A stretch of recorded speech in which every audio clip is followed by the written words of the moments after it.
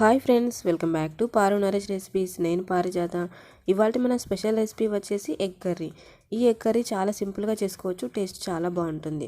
ఎలా చేయాలో చూపిస్తాను, మీరు ఒకసారి ట్రై చేయండి. సో ముందుగా ఈ కర్రీ చేయడానికి స్టవ్ ఆన్ చేసి ప్యాన్లోకి 1 టేబుల్ స్పూన్ ఆయిల్ తీసుకోవాలి.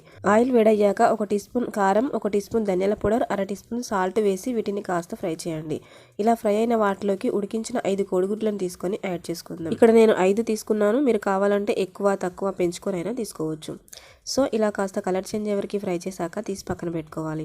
ఇప్పుడు కర్రీ వండడానికి వేరొక ప్యాన్లోకి ఒక 3 టేబుల్ స్పూన్ల ఆయిల్ తీసుకొని ఆయిల్ వేడయ్యాక పోపు దినుసులు యాడ్ చేయాలి. అలాగే కొన్ని స్పైసెస్ వచ్చేసి చెక్క, లవంగాలు, ఇలాచి యాడ్ చేశాక ఒక 3 పచ్చిమిరపకాయ ముక్కలు, ఒక రెమ్మ కరివేపాకు వేసి ఫ్రై చేయాలి. ఇవి కాస్త లైట్గా ఫ్రై చేశాక ఇందులోకి మీడియం సైజు అయితే ఒక 4, పెద్దవైతే ఒక 3 ఉల్లిపాయలను తీసుకొని ఇలా సన్నగా తరిగి యాడ్ చేయండి. మంటని మీడియం ఫ్లేమ్లో పెట్టి ఇలా కలుపుతూ బాగా ఫ్రై చేయాలి. ఇప్పుడు మూత పెట్టి మధ్య మధ్యలో కలుపుతూ బాగా ఫ్రై చేయండి.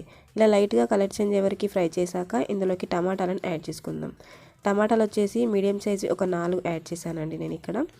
ఈ టమాటా, ఉల్లిపాయ ముక్కలు సాఫ్ట్గా మగ్గేంత వరకు మూత పెట్టి మధ్య మధ్యలో కలుపుతూ ఉడికించాలి. సో ఇలా కొంచెం సాఫ్ట్గా ఉడికాక ఇందులోకి 1 టీ స్పూన్ అల్లం వెల్లుల్లి పేస్ట్, 1/2 టీ స్పూన్ పసుపు వేసి కలపండి. ఈ అల్లం వెల్లుల్లి పేస్ట్ పచ్చివాసన పోయే వరకు ఒక 2 నిమిషాలు కలుపుతూ ఉడికించాక ఇందులోకి కారం వచ్చేసి ఒక 2 టీ స్పూన్ల కారం, 1.5 టీ స్పూన్ వరకు సాల్ట్ యాడ్ చేయండి. ఈ ఉప్పు కారం అంతా కలిసే విధంగా బాగా కలిపాక మూత పెట్టి ఒక 2-3 నిమిషాలు మీడియం ఫ్లేమ్లో ఉడికించండి. ఇలా కారం కూడా ఆయిల్లో కాస్త ఉడికాక ఇప్పుడు ఇందులోకి గ్రేవీకి సరిపడా వాటర్ని యాడ్ చేయాలి. 1 గ్లాస్ వాటర్ యాడ్ చేశాక మూత పెట్టి ఈ కర్రీని బాగా ఉడికించాలి. చూడండి, ఇలా ఆయిల్ పైకి తేలే వరకు ఉడికాక ఇందులోకి 1 టీ స్పూన్ ధనియాల powder, 1/2 teaspoon garam masala వేసి కలపండి. ఇలా కలిపాక ఇప్పుడు ఇందులోకి మనం ఇందాక ఫ్రై చేసుకున్న ఎగ్స్ని యాడ్ చేయండి. ఈ ఎగ్స్కి ఫ్లేవర్స్ అన్నీ బాగా పట్టడానికి మూత పెట్టి ఒక 5-6 నిమిషాల పాటు లో ఫ్లేమ్లో ఉడికించండి. చూడండి, ఫైనల్గా కొంచెం కొత్తిమీర చల్లి ఒకసారి బాగా కలిపి స్టవ్ ఆఫ్ చేయడమే. ఎంతో టేస్టీ అయిన సింపుల్ ఉల్లిగడ్డ టమాటా ఎగ్ కర్రీ రెడీ అయిపోయింది.